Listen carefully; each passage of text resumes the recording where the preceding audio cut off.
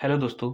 बहुत से लोगों को रेशनल और इरेशनल नंबर में कन्फ्यूजन होता है, यानी परिमेय परिमेय और अपरिमेय संख्या में बहुत से कन्फ्यूजन होते हैं।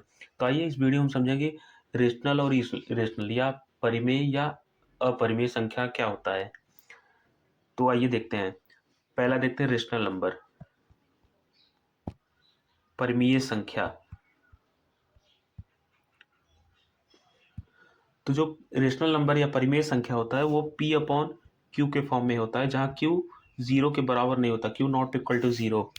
For example P upon Q हो गया बराबर, या तो कुछ भी हो सकता है, जैसे कोई भी पूर्णांक होता है, 1/2 हो सकता है, 3/4 हो सकता है, -1/2 हो सकता है, और 5 हो सकता है, 6 हो सकता है, मतलब कुछ भी हो सकता है जो पी अपॉन क्यू के फॉर्म में लिखा जा सकता है, उसे हम रेशनल या परिमेय संख्या कहते हैं।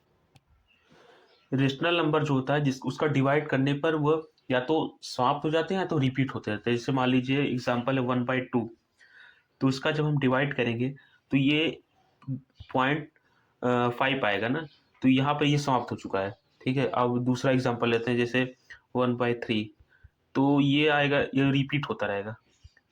ठीक है, डॉट डॉट डॉट, ये मतलब ये एग्जांपल हो गया, या तो ये समाप्त हो जाते हैं या तो रिपीटिंग होते रहते हैं। ठीक है, आइए अब इरेशनल नंबर या अपरिमेय संख्या देखते हैं। तो इरेशनल जो अपरिमेय संख्या रहता है वो पी अपॉन क्यू के फॉर्म में नहीं होता है। ठीक है, पी अपॉन क्यू के फॉर्म में नहीं होता है, not equal to P upon Q.